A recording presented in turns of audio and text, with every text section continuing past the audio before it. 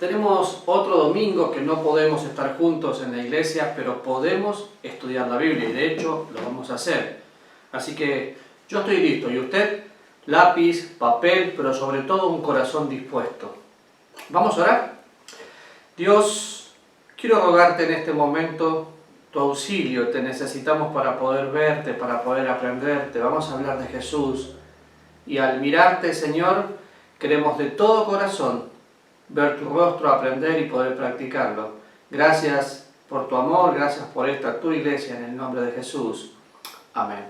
Y si bien es cierto que estamos juntos y estoy grabando para la iglesia, seguramente hay otras personas que nos están viendo y gracias por eso, bienvenida. Vaya a su Biblia a Mateo capítulo 14. Y yo pensaba en todo lo que acontece y nos vamos a centrar específicamente en la alimentación de los 5.000 o en el banquete de Dios. Iba haciendo mi caminata de oración y pensaba en el Salmo 23. Jehová es mi pastor, nada me faltará. Lo que estudiamos el miércoles, ¿se acuerdan? Ahora, ¿tiene el libro de Mateo abierto? En este caso no puedo ver si lo tiene, pero es interesante porque este milagro se repite por los 4 evangelistas. Mateo lo dice de una manera, Marcos lo dice de otra, Lucas y Juan. Porque la Biblia no se va contradiciendo, sino que va complementando exactamente lo que está pasando aquí. Pero tiene una peculiaridad el Evangelio de Mateo. Empieza diciendo, en aquel tiempo Herodes el tetrarca. Y habla de Herodes. Solo para su información, este Herodes era hijo del que había hecho matar a todos los niños cuando Jesús era un niño. Era un hombre cruel, un criminal podríamos decir, pero con cierta autoridad, conocedor de las Escrituras. ¿Por qué podemos saber que era conocedor de las Escrituras? Porque le tenía miedo a Juan el Bautista. Cuando pensamos en alguien conocedor de las Escrituras, vemos que Juan estaba aquí y tenía a Juan el Bautista en la cárcel, pero a la vez él decía, como dice el versículo 5, Juan es un profeta. Pero al lado de Herodes estaba una mujer, una mala mujer, una mujer que no tenía que estar viviendo en concubinato con Herodes y también se sentía acusada. Y esta mujer tenía una hija, un principio muy práctico. Herodes, presionado por la situación, la madre influenciando a su hija y tomando malas decisiones, la mamá quería que Herodes muera. La mamá quería que Juan el Bautista muera, acá lo vemos. Entonces, ¿qué hace? Le dice a su hija, bueno, es el cumpleaños de Herodes, vas a bailar y cuando él te diga qué vas a hacer, le vas a pedir la cabeza de Juan. Y es exactamente lo que dice. Fíjense, voy a leer y lo leemos juntos. Versículo 8 del capítulo 14. Ella, instruida primero por su madre, dijo, dame aquí en un plato la cabeza de Juan el Bautista. Entonces el rey se entristeció a causa del juramento de los que estaban con él a la mesa. Pero obviamente mandó que lo hiciesen. ¿Por qué? La presión de grupo. ¿Y por qué es importante leer esto? Bueno, necesitamos saber rapidito quién era Juan el Bautista. Juan el Bautista era un profeta. Juan el Bautista era el precursor del Señor Jesús.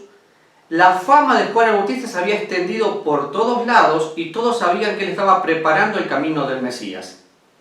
Pero Juan el Bautista también era el primo de Jesús. Siendo el primo de Jesús, había una mayor tristeza de parte de Jesús y de los discípulos, pero Juan ya había estado preparado para esto. Ahora, tenemos que leer sí o sí los 4 para poder tener una armonía, porque si no podríamos llegar a pensar, bueno, Jesús estaba escapando porque le dio miedo. No, el Señor no se estaba escapando, el Señor simplemente a veces fue un poco precavido. Y versículo 12 dice, entonces llegaron sus discípulos y tomaron el cuerpo y lo enterraron y fueron y le dieron las nuevas ¿a quién? A Jesús.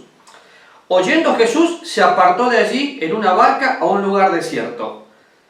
Y cuando la gente oyó, le siguió inclusive a pie. Entonces, quiero empezar tomando algunas pautas que son importantes.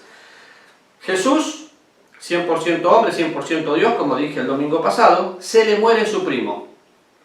Jesús sabía que tenía que cumplir una misión, pero Jesús es humano y sufría como humano porque era su primo y estaban todos sus discípulos sufriendo.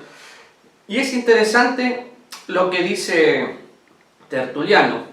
Tertuliano dice: la sangre de los mártires es semilla de los cristianos. La sangre de los mártires es semilla de los cristianos. ¿Había un problema? ¿Había un sufrimiento emocional por la muerte de su primo? Bueno, pero su primo había muerto con un propósito. Y el doctor Pérez Millo dice así: no cabe duda que los sufrimientos de los siervos de Dios son puerta, en algunas ocasiones, para experimentar el Evangelio con mayor eficacia. Lo leo una vez más despacio.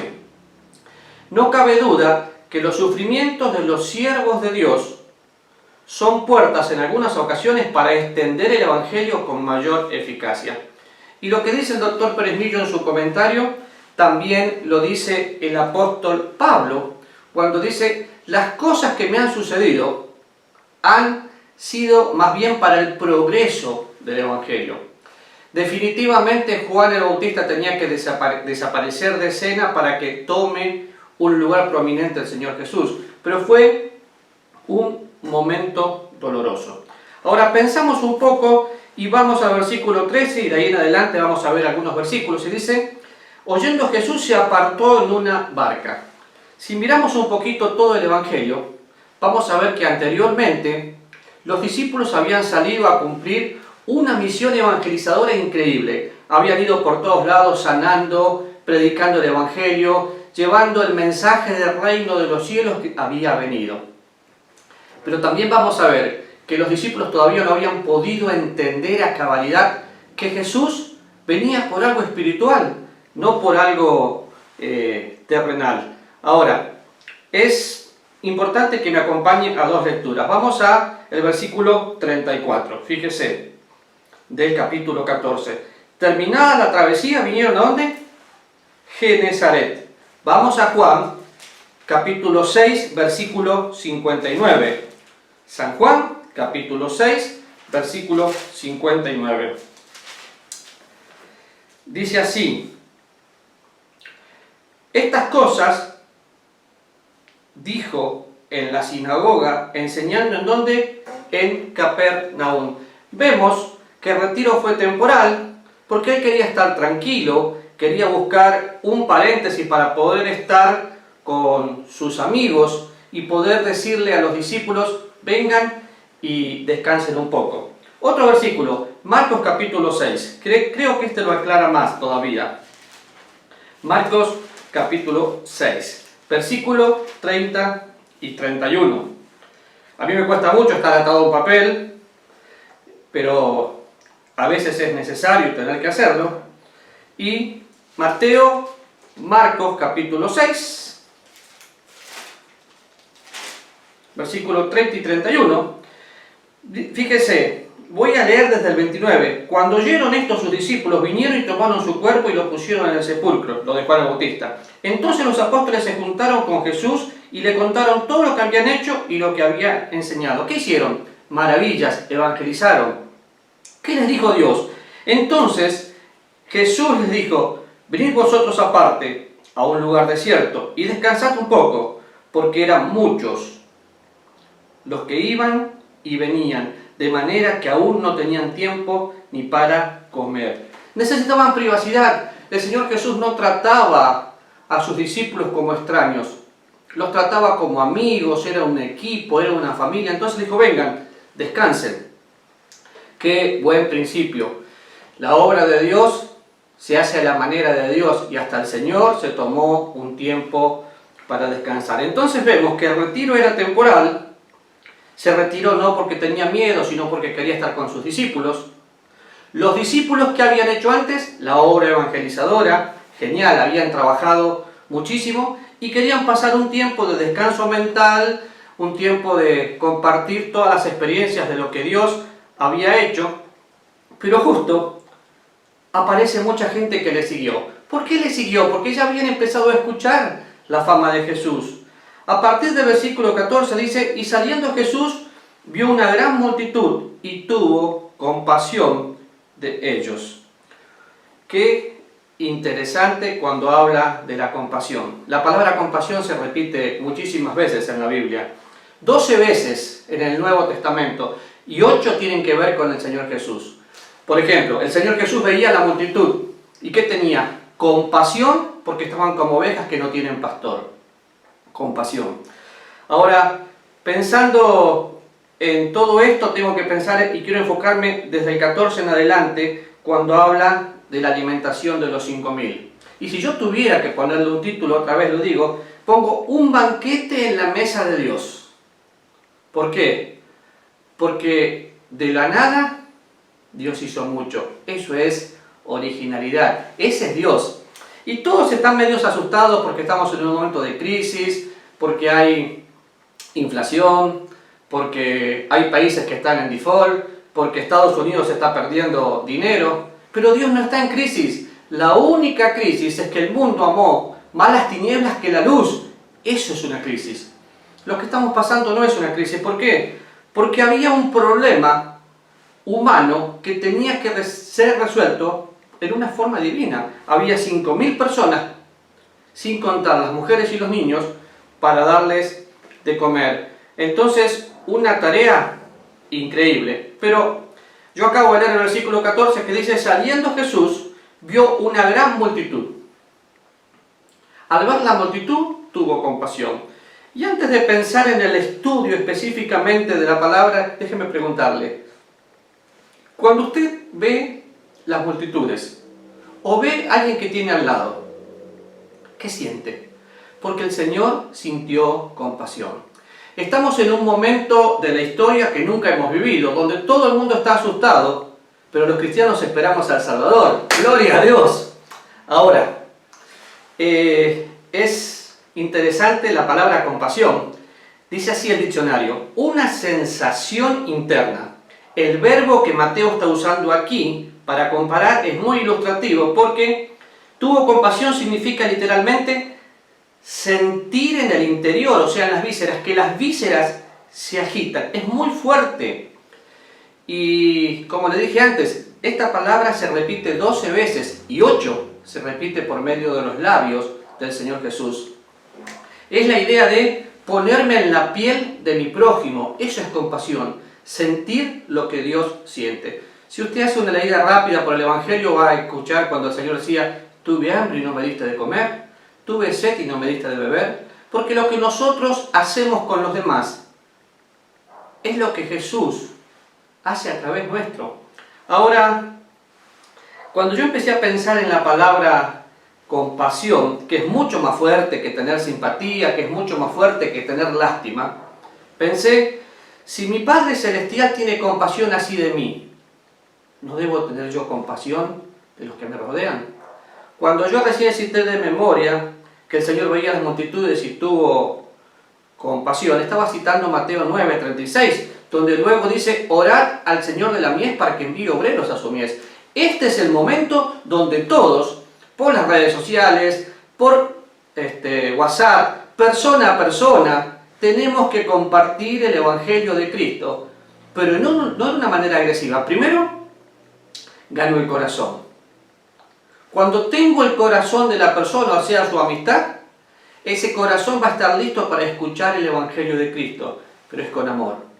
No tenemos un Evangelio de látigo, tenemos un Evangelio de gracia, que es muy diferente. Ahora, el Señor en todo momento veía las multitudes y quería ministrarles. Pero ¿se acuerdan? Él se había retirado y ¿qué quería hacer? Quería descansar, quería descansar. Pero qué interesante, porque acá se cumple en el Señor Jesús lo que el apóstol Pablo dice muchos años después. Dice que tenemos que predicar a tiempo y fuera de tiempo. Dios no nos llamó a hacer programas. Dios nos llamó a las personas. Y a pesar del distanciamiento social, y a pesar de todas las cosas, necesitamos seguir cerca de las personas. Los programas son pasajeros, las personas son eternas, porque las personas tenemos alma, y el alma es eterna, al igual que la palabra de Dios. Y es interesante pensar en el Señor. Cuando se sienta a descansar, la gente lo sigue y tiene que predicar y tuvo compasión.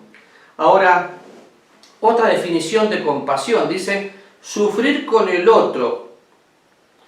Y quiero que pensemos en Isaías 53, de hecho, vamos a buscarlo un poquito. Un pasaje que leemos mucho, sobre todo cuando hacemos la cena del Señor, lo leemos cuando queremos pensar en cómo sufrió Cristo, pero fíjense, versículo 3, versículo 4. Despreciado y desechado entre los hombres, varón de dolores, experimentado en quebrantos, y como que escondimos de él el rostro, fue menospreciado y no lo estimamos. Ciertamente llevó nuestras enfermedades, sufrió nuestros dolores, y nosotros le tuvimos por azotado, por herido de Dios y abatido. Más es herido fue, y sigue, herido fue por nuestras transgresiones y todos nos descarriamos y todo lo que sigue. Al pensar en Isaías pienso en, fue por mí, como vimos el domingo pasado. Ahora, ¿saben por qué el Señor podía tener compasión?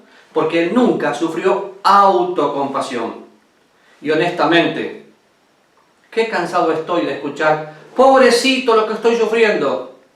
En realidad, lo que yo sufro no es nada comparable con la gloria venidera que un día se va a manifestar. El cielo, ese cielo que el Señor está preparando para usted y para mí.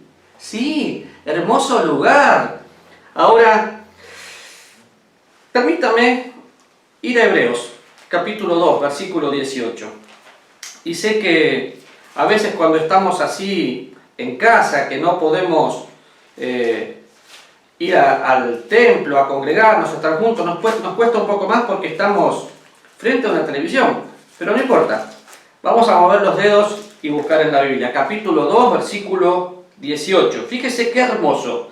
Hablando de Jesús, hablando del sacerdocio de Jesús, hablando de Jesús como no solamente el soberano de los reyes de la tierra, sino como el sacerdote que obra a nuestro favor. Y dicen, pues cuando él mismo padeció siendo tentado, es poderoso para socorrer a los que son tentados. Otra vez, pues, en cuanto él mismo padeció siendo tentado, es poderoso para socorrer a los que son tentados. Y acá está hablando otra vez, ponerse en el lugar. ¿Se acuerda? El Señor no tiene autocompasión, por eso puede tener compasión de los demás. Cuando usted mira los problemas, ¿mira para adentro o mira para el cielo y dice, no tengo problema porque mi Dios es más grande que los problemas? Y eso es más que un dicho, es una realidad, porque la soberanía de Dios hace que sepa Dios exactamente lo que tiene que pasar. Entonces, ¿el Señor siente compasión por las multitudes? Sí. ¿Pero qué más? Siente compasión también en forma individual, y lo vemos en todo el Evangelio. Vio una mujer enferma, la sanó. Una mujer a punto de ser apedreada, la salvó. La compasión no es solamente a multitudes, la compasión se ve uno a uno, y es interesantísimo pensar en eso, porque Dios me llamó a mí a hacer lo que Él hizo, y Él vino a distribuir gracia y a compartir el Evangelio en toda oportunidad. Versículo 15 dice, cuando anochecía, se acercaron a él sus discípulos diciendo, el lugar está desierto y la hora ya pasada. Despide a la multitud para que vayan por las aldeas y compren pan. Despide a la multitud. Si usted puede leer ahí, o anótelo, San Juan capítulo 6, versículo 5 al 9, ahí está la conversación de Jesús con Felipe. Y Jesús le dice a Felipe, Felipe, ¿dónde vamos a salir a comprar pan para tanta gente? Y Felipe dice, Señor, no nos podría alcanzar, necesitaríamos por lo menos 200 denarios, o sea, 200 días de trabajo para darles algo de comer. Pero en realidad el Señor sabía lo que Él iba a hacer y estaba poniendo a prueba a Felipe. ¿Por qué? Como dije anteriormente, este era un problema humano que tenía que ser resuelto por alguien divino. Y qué interesante, porque despide a la multitud porque la hora llegó.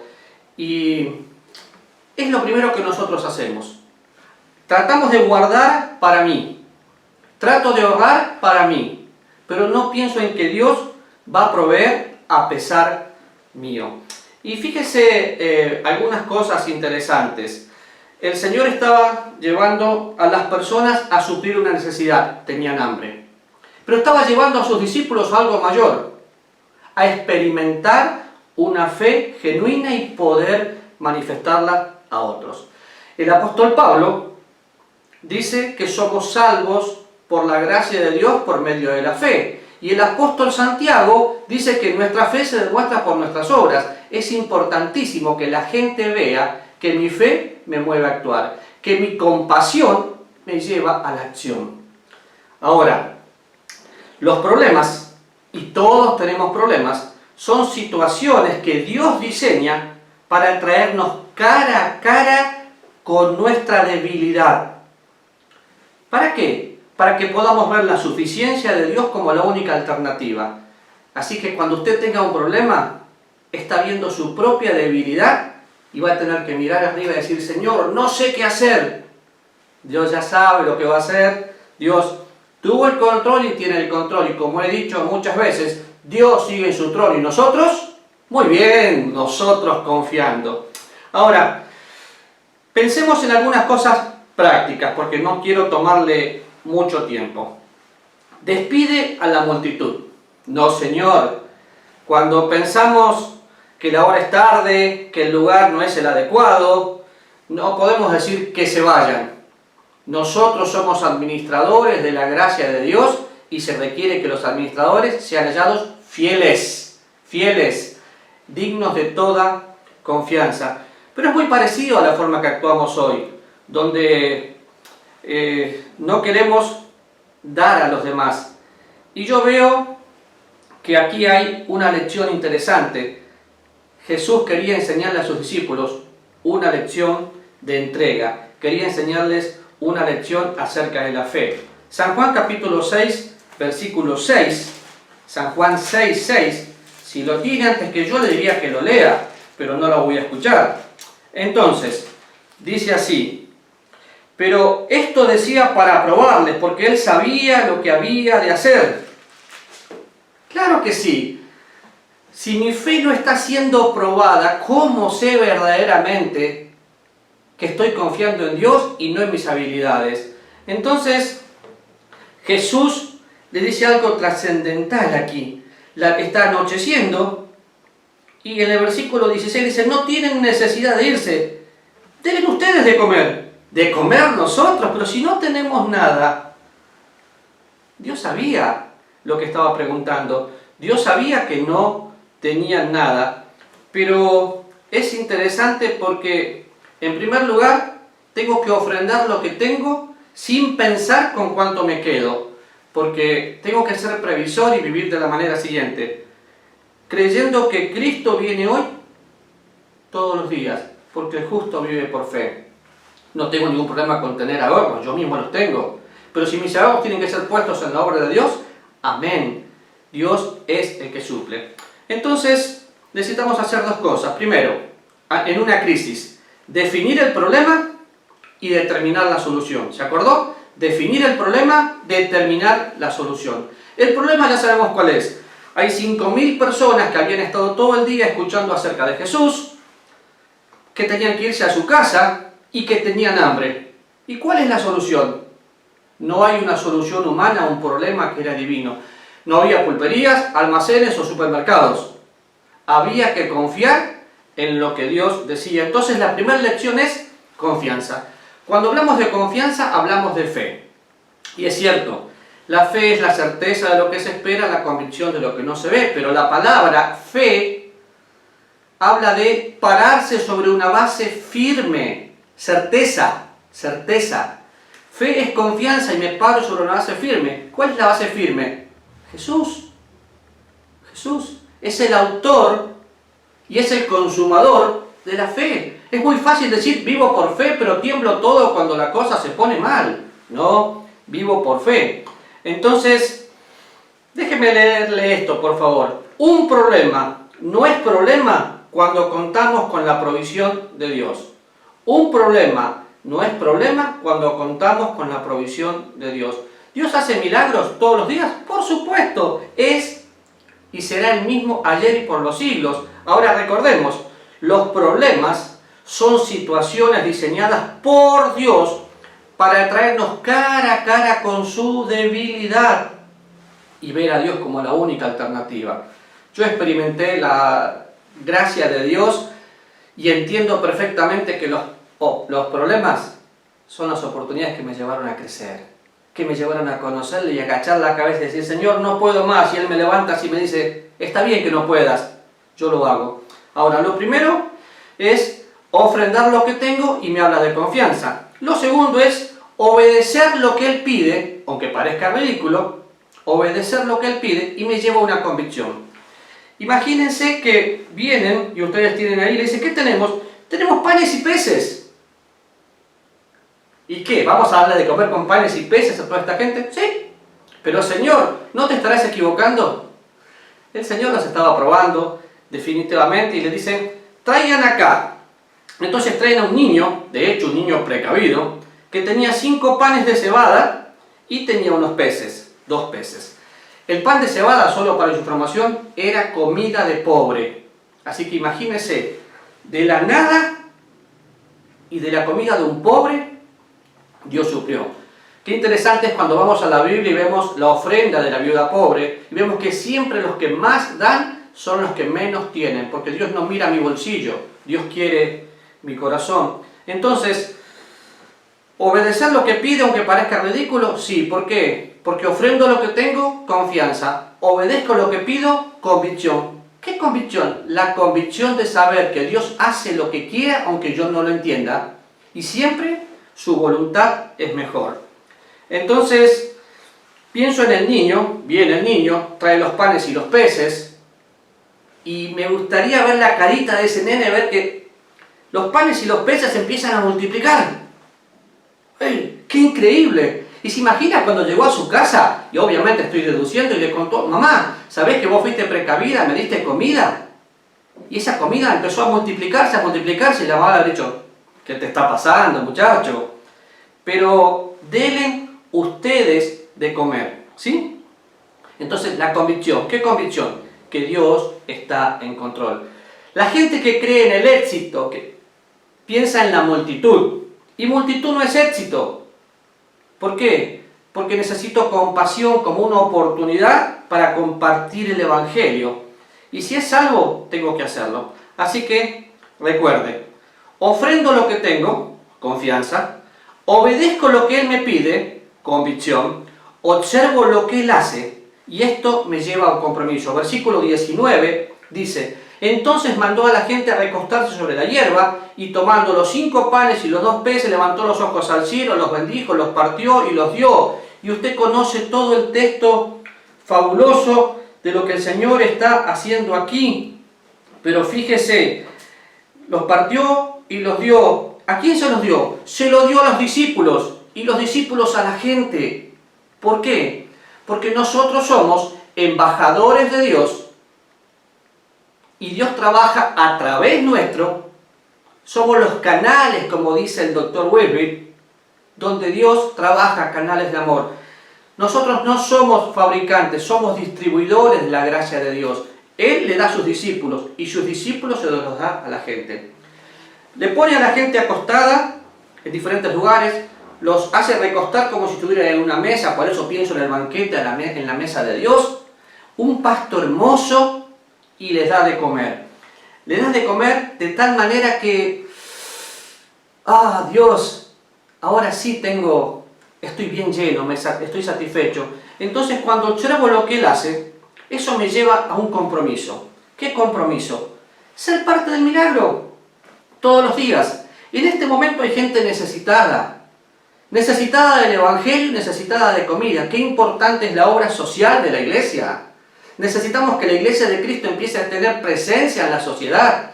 Y si un hermano tiene hambre, dele de comer. Y si alguien que no es su hermano tiene hambre, dele de comer. Muestre a Cristo con sus hechos. Esta es la parte humana del milagro. Dios le da a sus discípulos para que sus discípulos le den. Dios nos da a nosotros, sus hijos, para que podamos dar. Somos los canales donde Dios quiere satisfacer. ¿Satisfacer qué? Satisfacer necesidades. Satisface mi necesidad y prueba mi fe.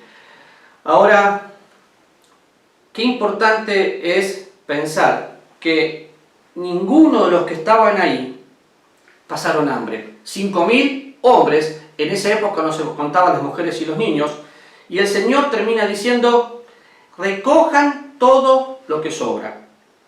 Y no quiero extenderme más, pero quiero pensar en que somos administradores de la gracia de Dios. Recoger todo lo que sobra. Muchas veces no tenemos crisis, tenemos mala administración. ¿Por qué? Porque gastamos lo que no necesitamos, compramos cosas que después no las usamos, tomamos comida y la guardamos y después la tiramos. La administración es pensar, todo lo que tengo me lo dio Dios, es para mí, para compartir. Mi desafío es ser un canal de bendición, primero para la familia de Dios y después para todos los que me rodean. Creo que muchas personas pasan necesidad por mala administración, nunca, absolutamente nunca, por falta de provisión. Entonces, se va a acordar, ofrendar lo que tengo me lleva a la confianza. Obedecer lo que Dios me pide me lleva a una convicción. Observar lo que Él hace, caminar como Cristo, me lleva a un compromiso. Y con esto en mente, quiero que pensemos, ¿en quién confío? ¿Cuál es mi compromiso? Mi compromiso es amar a Dios porque me amó primero y amo a mi hermano porque Dios lo está amando a través mío.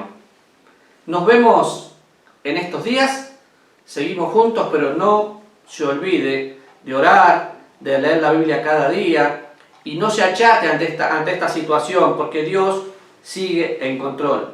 ¿Se acuerda? No cabe duda que los sufrimientos de los siervos de Dios son puertas abiertas para extender el Evangelio.